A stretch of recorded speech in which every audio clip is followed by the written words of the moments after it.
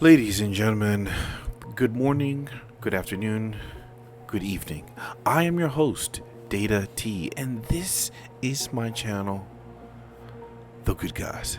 Guys, today's story, we are going to talk again about the trace. This was an older article that happened or was written in January of this year, and I did want to cover this, okay, because there is a case to be made from the anti-gunners that they would love to regulate ammunition, but in this article it's going to point out many reasons why the federal government won't do it, and that it's almost physically impossible. And I'm going to give you an example. I'll show you some, and there's going to be several reasons why it isn't done. But their premise is that it is easier to buy ammo than it is medicine, and that is, in my opinion, false. Guys, before we get into today's story, which I will read in its entirety, okay, leave a like, leave a comment, subscribe. Okay, share this with your friends, share this with people, and you can always hit me on Twitter, on Minds, and even on Truth Social. So, without further ado, let us begin with the trace, and the title reads, "Why is it easier to buy bullets than cold medicine?" Okay, and it says here, ammunition isn't regulated like guns, but it used to be. Advocates and lawmakers say it's a missed opportunity. If we go down and it starts here, it says, technically speaking, guns don't kill people, bullets do. No, that's false. People kill people, okay, always. Yet we rarely hear about bullet control.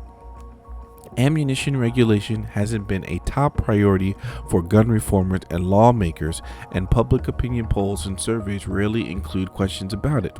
But a reader recently asked us, why aren't bullets regulated like pharmaceuticals with a database and license to purchase that will tip off law enforcement when large quantities are purchased?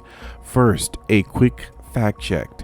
While the reader's question presupposes that police are notified if a patient has prescribed a lot of pills in a short time period, that's not actually the case. Prescriptions for controlled substances, including opioids, are logged in state-run databases that can be accessed by doctors, pharmacists, and law enforcement looking to stem substance abuse, but bulk purchases don't automatically trigger a release response. The reader is correct that in all but a handful of states, you don't need a license to purchase bullets. So there are some states where you do need a license, but I wonder what those states are. In the same way that patients need prescription for a controlled substance or to show ID when buying regulated medications. In fact, in most of the country, it's harder to buy Sudafed than it is to buy ammunition. So I love how they refute this title. Okay, I know it was just a question, but they did refute it, and it is. And it says here, in most of the country, it's harder to buy Sudafed than it is to buy ammunition. So, in my opinion, yes, even though they're talking about cold medicine, they have already answered the question there. Okay, but it says here, but that wasn't always the case. And here's what we learned. Okay, so subtitle, how are bullets regulated now? Weekly, which is true. In much of the country, you can walk into a store and buy a box of ammunition, no questions asked. Federal law is next to non-existent, and few states fill the gap. Guys, you can purchase many rounds. You can purchase 1,000 rounds. You can purchase 2,000. It's all up to you. You can go walk into a store, which is what is this one store? Cabela's. You can walk in there with a cart or 3 and just load up and purchase as much as you want. It is fantastic. Okay, now it says here, the federal law, if a person is prohibited from owning guns under federal law, they also prohibited from owning bullets. But there are effectively no processes in place to identify prohibited individuals before they purchase ammunition, which is true. Sales are exempt from the federal background check system, and there are no regulations requiring ammunition sellers to maintain sale records, obtain licenses, or report high volume sales to the Bureau of Alcohol, Tobacco, Firearms, and Explosives, so the ATF. Says here, while federal law bans the sale or transfer of ammunition to anyone under the age of 18, the law doesn't require sellers to verify a buyer's age either online or in person. So I can send a 10-year-old to go and purchase ammo. Okay, that may be a good thing, that may be a bad thing, but it can be the case. The 17-year-old perpetrator of the 2018 rampage of Santa Fe High School, Texas, was able to buy bullets from the online ammunition marketplace Lucky Gunner without being asked for ID. So let's see. I'm sure they probably changed that by now. Okay. But this was what? Let's do this. Okay. So this was the online ammunition. Okay. This is the time, 2018. You know, there are plenty of children, plenty of people 17 that purchase, I believe, ammunition online, and you can be of any age. It's true. Okay, and guess what? He may be the exception, the one guy that has done that, or there are other people who commit mass shootings around his age, but I'm sorry, the mass majority of people his age are not doing mass shootings. Okay, so if you're trying to regulate ammo, good luck with that, right? Now it says here, it seems like a strange omission. If guns and ammunition to carry the same criminal penalties, why don't we run background checks for both? The original Brady background check system just wasn't built for that, partly as a result of political compromise, said Steve Lindley, a program manager at the gun reform group Brady and a former chief of the California Department of Justice Bureau of Firearms. Also, vetting every ammo buyer would overwhelm the system, okay? As bullets are expandable and purchase far more than guns, which is true. I just don't think they currently have the ability to make a system to run 150 to 250 million background checks on an annual basis. One type of ammunition that is heavily regulated under federal law is armor-piercing rounds. The Law Enforcement Officers Protection Act of 1986 bans the manufacture, importation, and civilian sales of bullets of a certain size and composition that may be used in a handgun and are capable of penetrating protective vests worn by police. Guys, we do have the green tapped ammo, okay, from the 5.56, and I'm sure there are some things out there that are armor piercing. I believe they're readily available and people can still purchase them. Okay, it used to be thought a long time ago that these hollow points were cop killer bullets, but they weren't. Not enough people knew about them. Okay, those bullets are actually safer to use when you're shooting people because they stop in the person versus go through them and possibly hit somebody else. Okay, so check this out. It says here, one type of it says here, absent federal regulation, it is up to states to regulate bullets. Only a few have, according to Giffords Law Center, the legal arm of the gun reform group. Okay, so let's see. It says here, ammunition regulation. What do they do? Oh, so it may be a group that's trying to raise either awareness, or they're trying to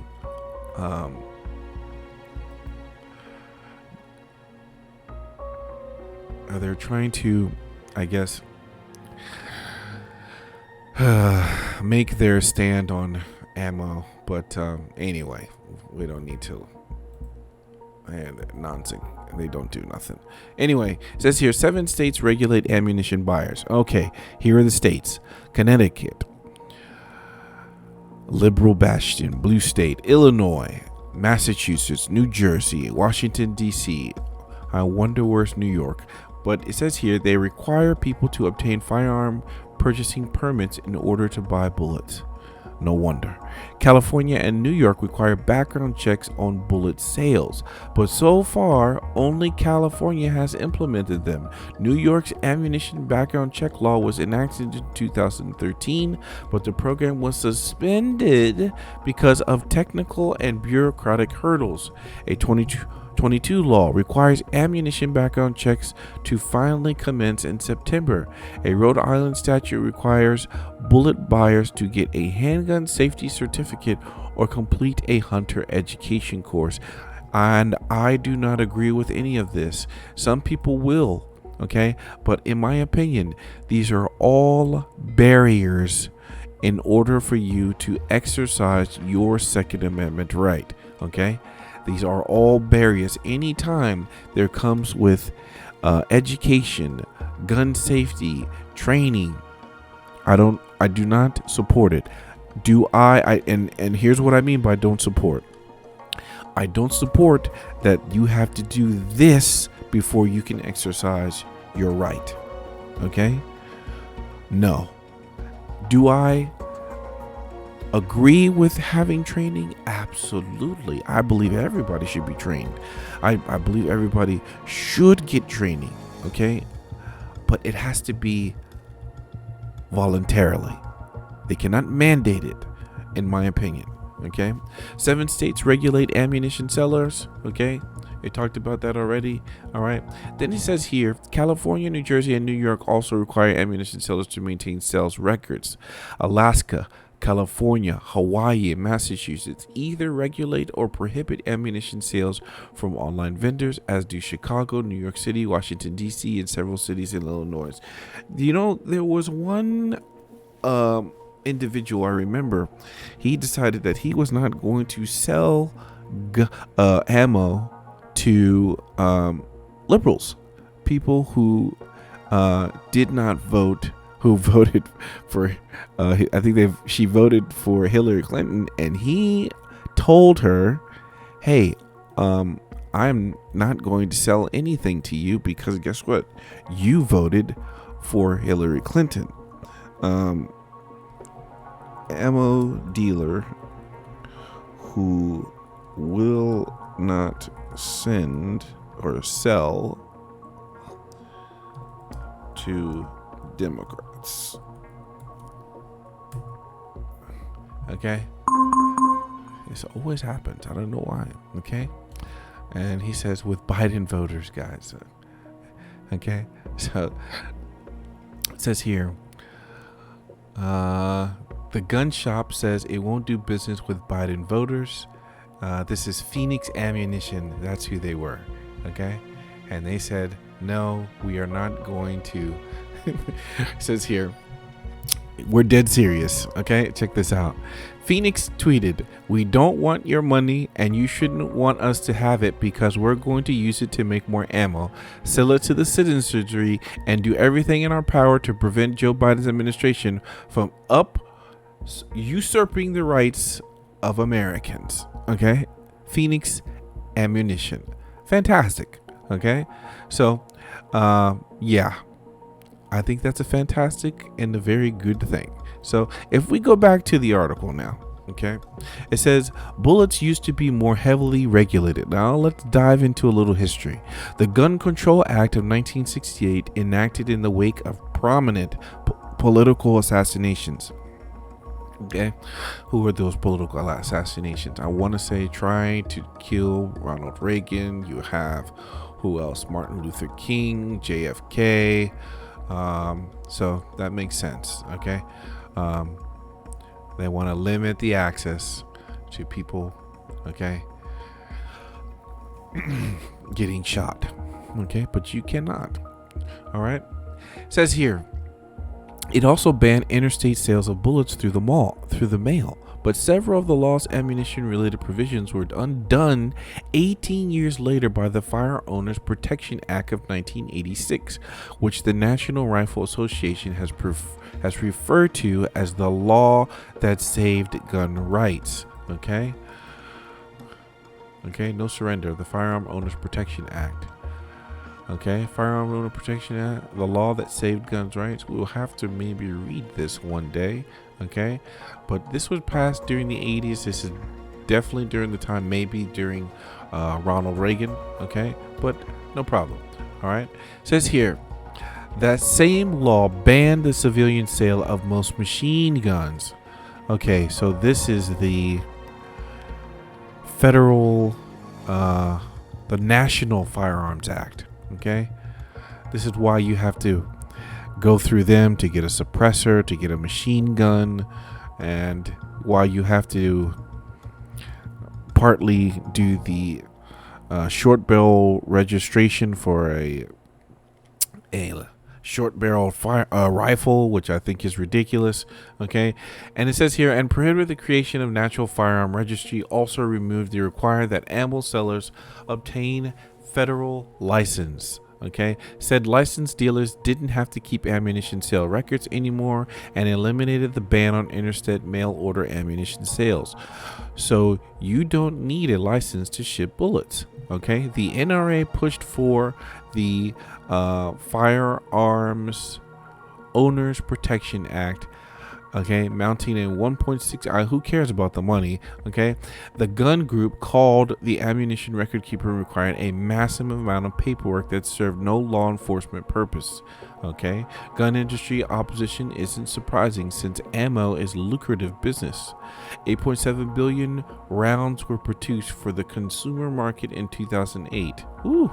According to the National Shooting Sports Foundation, the gun industry's trade group, the ammunition industry supports more than 11,000 domestic jobs. Okay, so this employs a lot of people.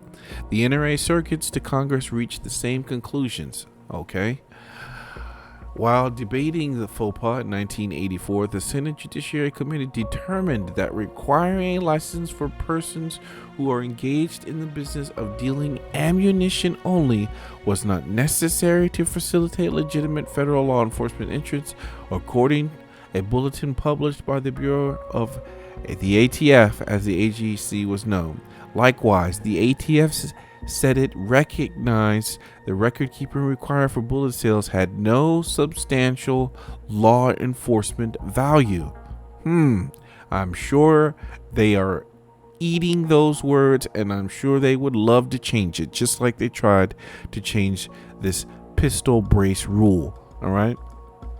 Mark Jones, a former ATF special agent who held various supervision positions before retiring in 2011, blames the agency's twofold mission. One is to enforce the law and regulate the industry. Okay, the other is to support the industry and help them be successful. I don't think they would have been necessarily willing to buck up against any of that.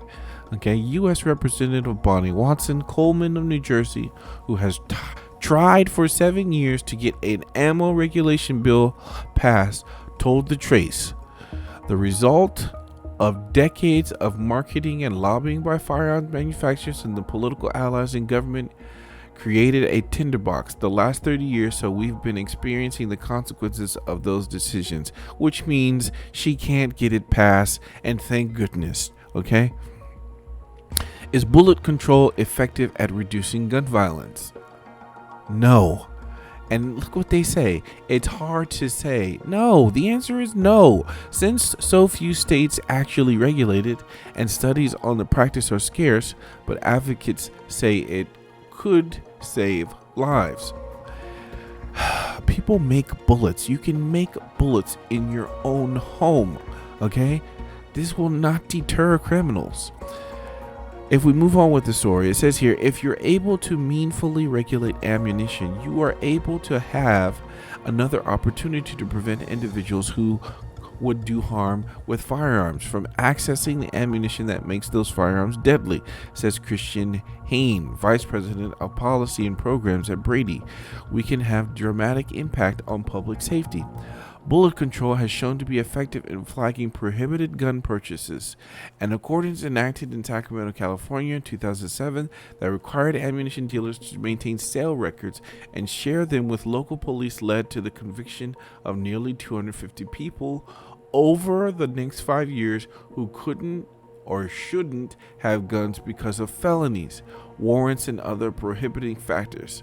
A similar ordinance in Los Angeles also resulted in the arrest of prohibited purchasers who accounted for nearly 3% of all ammunition transactions in the city, researchers found. Now, I wonder, and here is my question to them, okay?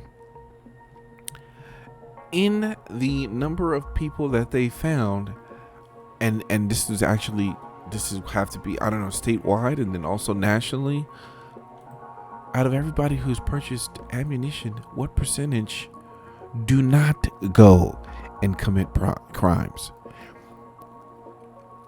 Right? Guys, I mean, they don't ever talk about it. It's always this small percentage of people doing wrong that they want to affect the entire population of the United States. Okay? The vast majority of people are not committing crimes. It is a particular small percent that are doing this.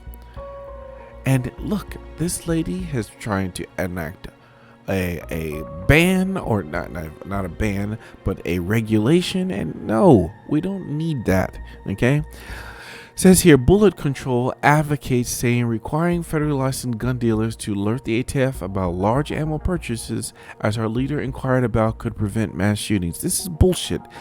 I'm sorry.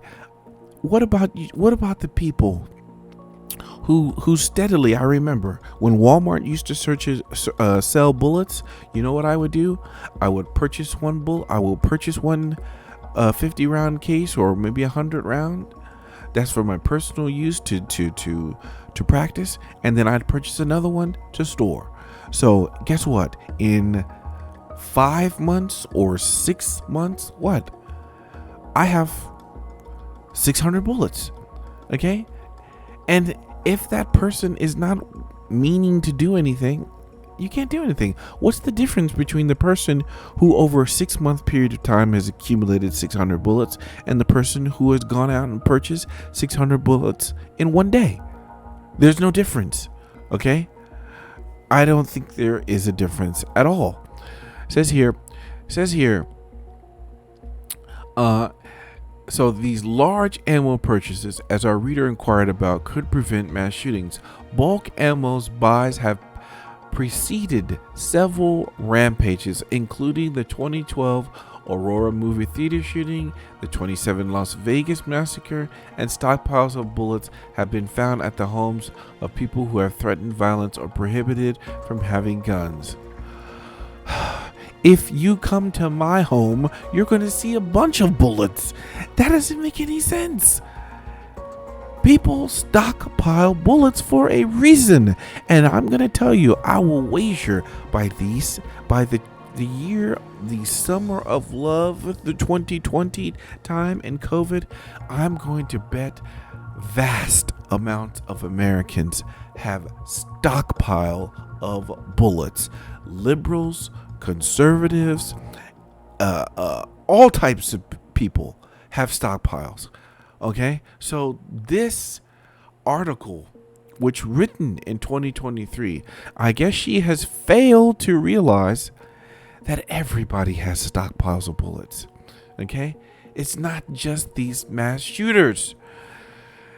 Anyway, let's move on. It says here, what are the different approaches to regulating ammunition? Okay, one is to levy hefty taxes on ammunition as a way of discouraging its use, a concept immortalized in Bit by the comedian Chris Rock. If a bullet costs $5,000, he said there'd be more innocent bystanders. That's bullshit, because I'm gonna tell you what happens is this means you're going to create a case between the haves and the have-nots, right? And then what you will do is you will create an underground economy of ammunition, the black market. Okay? There's no reason to have the black market on ammo, but I guarantee if you do something like this, it will be created overnight. Okay? So that's not going to work. In 1993, U.S. Senator Daniel Patrick Moynihan of New York proposed adding 10,000% tax. That is unconstitutional on the wholesale price of hollow point bullets, which would have raised the retail price of a 20 cartridge pack of $24 to $2,400. He also proposed taxing handgun ammunition at 50% from 11% from 50. Oh my God. The intent from this man, it is time the federal government began taxing handgun ammo used in crime out of existence, he said at the time. His plan failed, thank God, and ammunition taxes are still federally capped at 11%. Okay.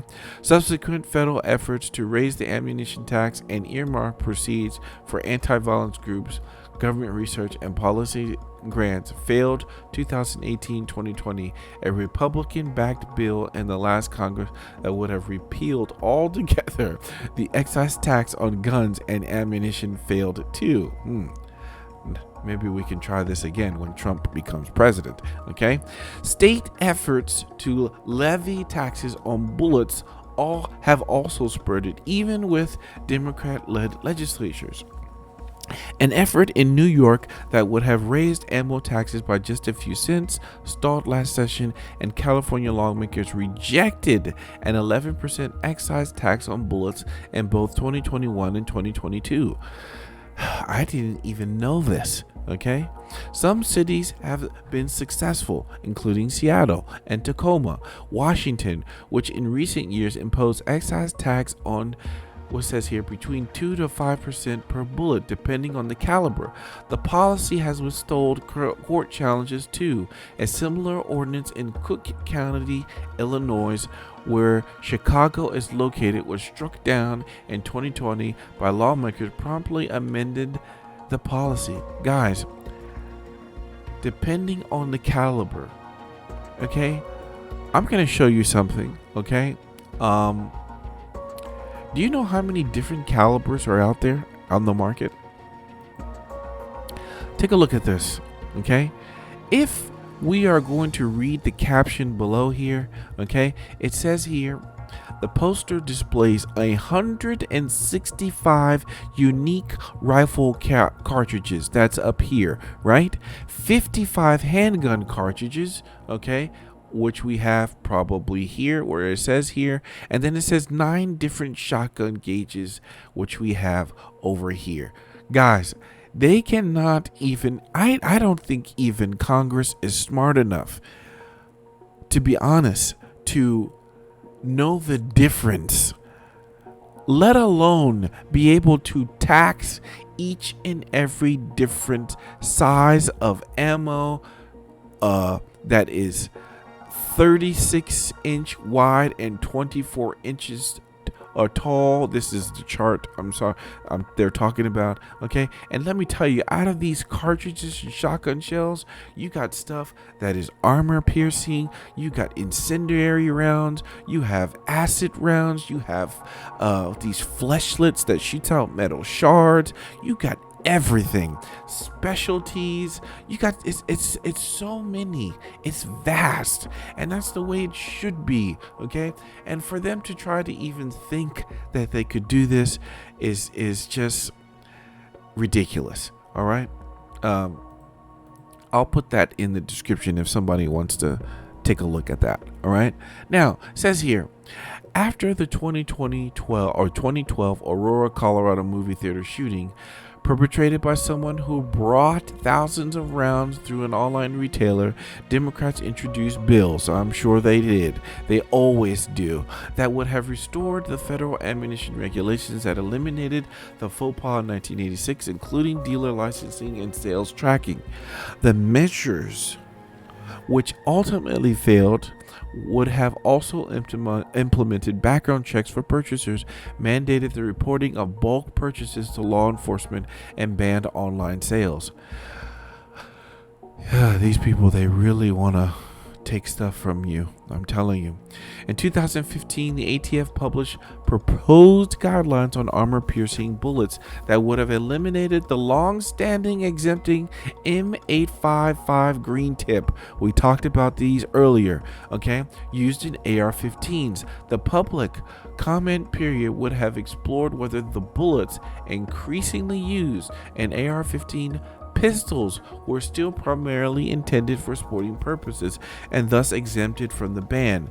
This promoted outcry from the gun rights advocates and lobbyists who called it an underhanded attempt to ban widely used rounds, which is true. Okay, these bullets are in wide circulation. They are everywhere. Okay, less than a month later, the ATF backpedaled, clarifying that it only been a proposal, not a determination. Yes. Are the current efforts to regulate ammunition? A couple of measures that stalled in the last Congress are expected to be reintroduced this session. The Ammunition Background Check Act, also known as Jamie's Law, was first unveiled after the 2018 school shooting in Parkland, Florida, and is named for Jamie Guttenberg, one of the victims. It would require background checks on ammunition sales, an issue that Jamie's father, Fred Guttenberg, calls the holy grail of solving the gun violence problem.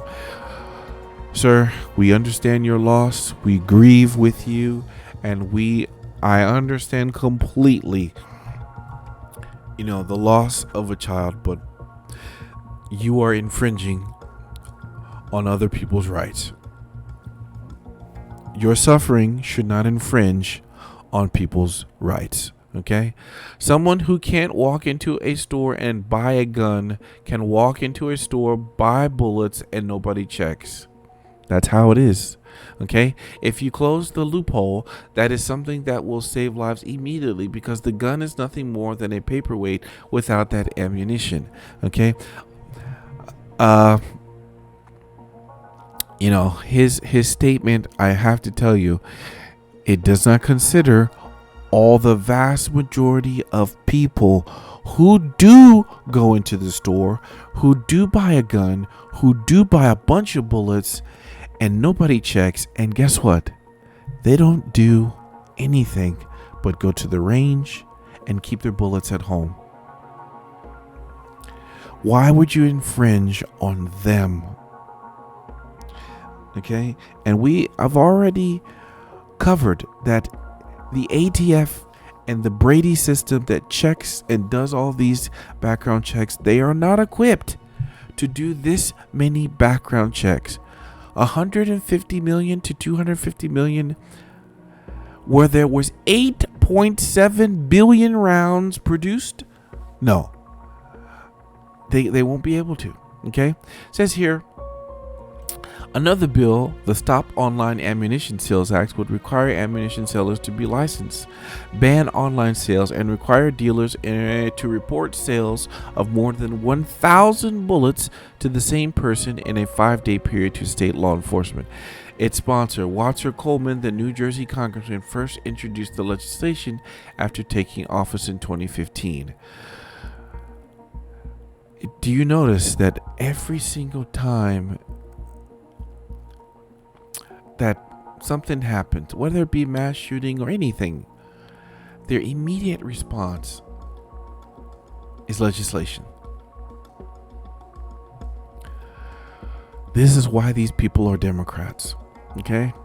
It was an outgrowth of my frustration with the mass killings made possible through the stocking of large amounts of ammunition that were available to consumers without any accountability. She told the Trace. I also believed it placed accountability on those who sell ammunition. No, it does not. Watson Coleman says she doesn't know why bullet control isn't a bigger part of the gun reform agenda. I believe weapons of war like the AR-15, which it is not, don't belong in the hands of everyday citizens. Screw you. You don't know what you're talking about. But sadly, the gun conversation often ends there. Tackling the epidemic of gun violence and mass shootings will require a more comprehensive approach. I gotta tell you, this stupid statement like the weapons of war of the AR-15, okay? It is a talking point. It doesn't make sense. The AR-15, when it was developed for civilians, okay? There is a military variant called the M4. What is that? The M4 1A, or there's a whole, or the M21. There's a whole bunch of different ones, okay? But the AR-15 is a civilian rifle, okay? Hayne of Brady said, I think part of the problem is that people have been asking why guns haven't been regulated for so long, and ammunition, because there's so much more of it. It seemed like it's been a bigger hurdle, okay? What are the arguments against bullet control? Gun rights advocates say, and let's see if they've got us correct. It says here, making bullets harder to get will only result in inexperienced shooters. I don't know. Maybe that's a training aspect. Maybe that's what they're trying to say, but I don't think that's the argument I would make. It means more people can't really practice, so now people are worse shots. That is potentially true, okay? A gun owner in Washington State, where 2 cities have imposed excess taxes on ammunition, called it punishment tax, pure and simple. So I somewhat agree with this, okay? There are things that you can do to practice, but in order to get that feel for recoil and to accurately work on your shooting and your overall marksmanship, yes, you do have to practice. And if they've taxed it, making it harder for you to go and practice, yes, then I would agree. This would make shooters, people who need to shoot and practice and shoot, this would bring down your experience, I would say, in shooting your firearm. I personally don't believe in some cases, in some things in the gun community, some people say that shooting is a perishable skill. I don't believe that, really, okay? I think people can shoot what they need to if they, some fundamentals, using the sights, making sure you got some trigger discipline, trigger control, and you know how to hold the firearm, whatever it may be. I think you should be able to still hit some certain targets. Okay, that's just my opinion. Anyway, let's move on. Gun owners say hoarding bullets doesn't necessarily portend future violence, which is true. It doesn't. I've been a firearm owner for years, and I've stockpiled bullets. I've have ammunition. Okay, I'm sorry, it's not the case. It says here, recreational shooters and hunters can go through ammunition quickly, and buying in bulk can save money. Absolutely. Stockpiling goes on all the time, driven by the subtleties of vast and dynamic commodity market. Navy veteran and gun owner Adam Watson wrote in a commentary for The Trace in 2015. The NRA recently told USA Today that flagging bulk purchases of bullets to law enforcement, as our reader suggests, would unfairly target competitive shooters, which is true, who easily go through 1,000 rounds and more of ammunition in a single day. Okay, very true. I'm sure they'll try to say, oh, well, you need to register as a competition shooter. Anyway, the disingenuous argument that the industry makes is basically, and this is, guys, this isn't disingenuous. It's not disingenuous. It is very real, and I think the one that is more prominently for Americans, okay, these recreational shooters, hunters, and even those who are inexperienced shooters and those who need to shoot, on a monthly basis, just so you practice. All right, it's good to practice. It's good to train. All right. And this lady has called this disingenuous. All right. It says, this isn't important. We shouldn't do this, said Jones. the former ATF agent, but the law says that it's the same penalty to possess bullets as it is to possess firearms. If the law says it's a 10-year violation to possess the stuff in your pocket, even if you don't have a gun to go with it, Congress' intent was to make it so. Oh, please. Some gun owners who support stricter regulations for firearms draw the line at ammunition. When an ammo sales record-keeping requirement went into effect in New York last year, an upstate resident said, "I agree on background checks with the guns. Okay, but ammunition, that's getting pretty invasive." Okay. The general public is more supportive of bullet control. 80% of registered voters support background checks on ammunition sales, according to June 2022 survey of registered voters by Fox News. I wonder if that's true. Is that true? Okay, this is a Fox News poll. Gun laws would reduce number of U.S. massive shootings. Background checks for guns. Background checks for ammo. Out of how many voters? I would love to see the data on how many people. I don't.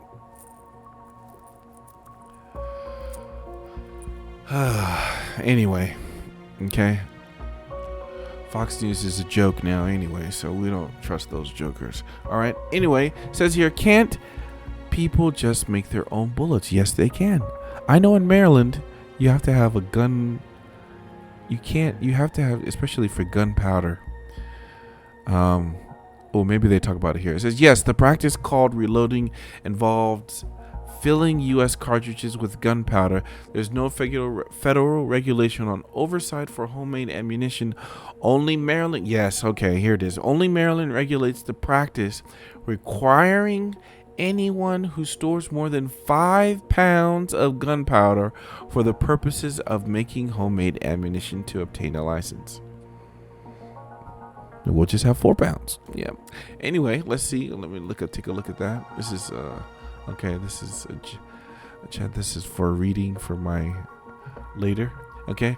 Anyway, so they have to, just get 4 pounds of gunpowder. Anyway, the reloading industry is robust, which it is. There are a lot of people who hand make bullets. Okay. You trust me, there's a lot more people than you think. According to Jones, who has been making his own bullets for years, okay, but it doesn't compare to the size of the commercial ammo market, he says, which is true.